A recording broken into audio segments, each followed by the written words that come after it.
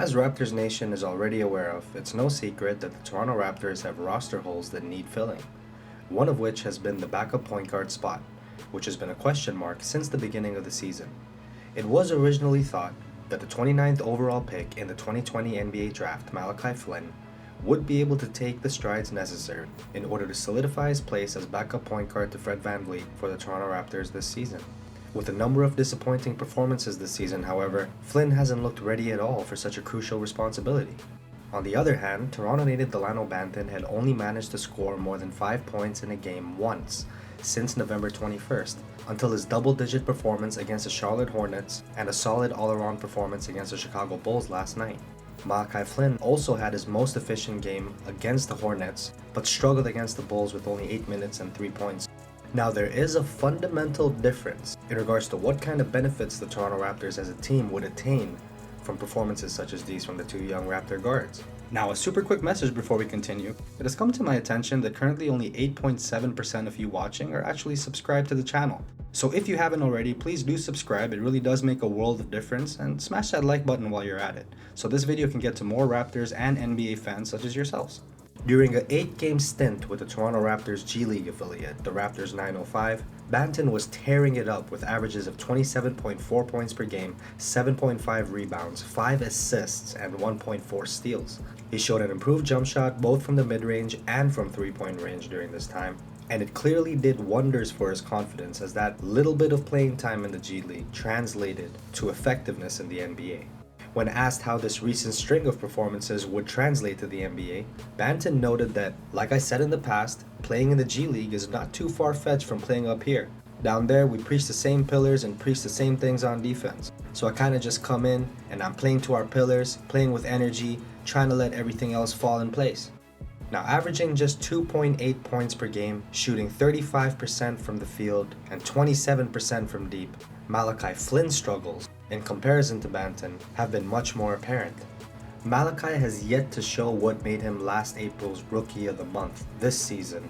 And side note, to make matters a little bit worse for Malachi, his dad Eric Flynn has taken to Facebook to cast the blame of his son's struggles on head coach Nick Nurse. Here's what he said in case you missed it. He responds to a lady, "I pray for Nick Nursery, but the way he has treated my son, I wouldn't treat a dog that way. Malachi Flynn is a better person than he is a basketball player, and why would you treat a good person that way?" Now, it's understandable as a proud father of a second-year NBA player that seeing your son not get minutes would be frustrating. But the truth is, it takes more than just being a good person off the court to earn minutes in the world's best basketball league. And this is the harsh reality that Flynn Sr. needs to come to terms with if he wants to keep his and his son's mental health in check. Now, the main purpose of this video is to present the cases for whether Malachi or Dalano would be a better fit moving forward for this team.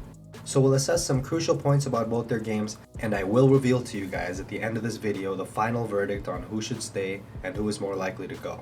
So let's start quickly with Dalano. Early in the season, Banton was a rotational piece, and Nick Nurse was enamored by the rookie's length and ability to handle the ball and also blow past defenders at 6'9". Now, coupled with his ability to lock down opponents on the wing with his switchability, Banton looked like he was definitely going to be a big part of the club's rotation for the remainder of his rookie season.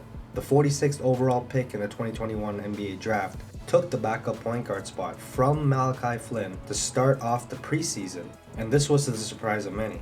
It was also surprising that he was even playing in the big league, especially considering how raw his game still was according to his draft scouting report. The main reason Banton was even sent down to the G League was because when teams finally started guarding him and paying him mind on the attacking end, his offensive deficiencies reared their ugly head. Not to mention his sharp interior finishing was no longer as effective, and his three-point shooting, which already needed a lot of work, was hurting the team, especially in terms of floor spacing and perimeter shooting. And if you take a look at these highlights from his 905 stint, seeing how comfortably he's been hitting these three-pointers, switching mid-range jump shots the way he has, he's been looking a lot more comfortable with that shot, and I wouldn't be surprised with the Raptors' training and development to see him take giant leaps towards becoming a much better shooter, just like many other Raptors who had come out of the draft not known as shooters that later became shooters thanks to that development. Seeing a 6'9" guard with the length that Banton has, and his ball IQ, his age, all that raw talent and potential, it really just goes to show the Raptors are very much faithful in just how much more potential lay dormant within him. After all, he's flirting with triple-double like numbers in the G League. He's a second-round pick, he's seen NBA action, and he's back up with the big boys now. He's looking a lot better, a lot more comfortable, and it looks like he's going to be the point guard of the future for the Raptors. If his game translates to the NBA correctly, and if he continues to train and persevere, Dalano Banton's ceiling is that of an all-star. If he can shore up the weaknesses in his offensive game, then Raptors Nation, we are most likely looking at our point guard for the future. He's a hybrid player, he's versatile, he's switchable, and at worst, if things don't pan out for him being an all-star, I see him being at least a solid backup point guard or even a starting caliber point guard. And that's just if things don't work out. Because you just don't find players that can move the way he does. With his versatile, unique skill set, coupled with his raw potential and massive upside, it has been too impressive to think anything less of him.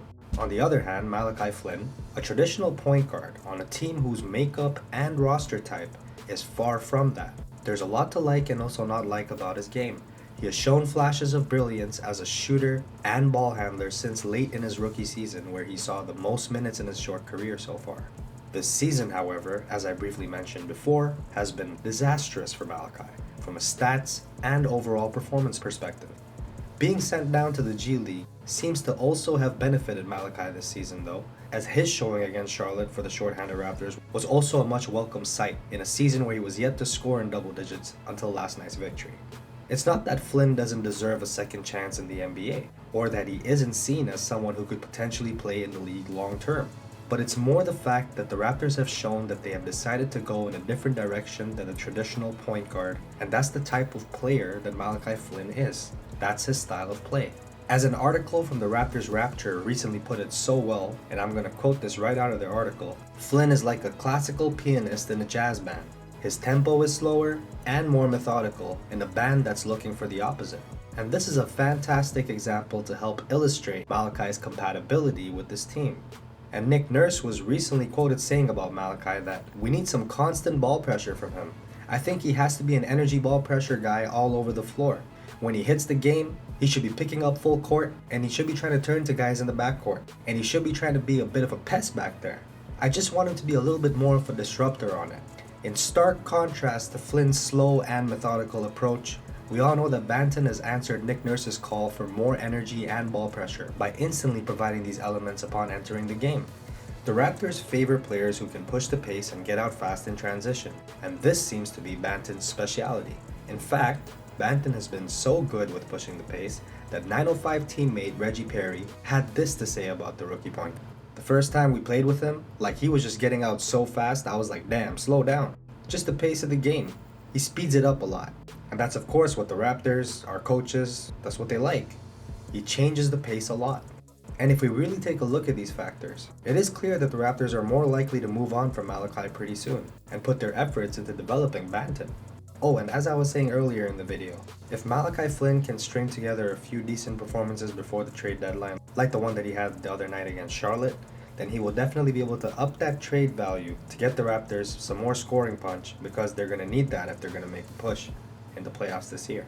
I recently made a take on our rookie sensation Scottie Barnes and why certain advanced stats of him actually make him more valuable than other rookies in his class, including one key metric that gives him the edge over Evan Mobley. You do not want to miss that one, especially if you enjoyed this one.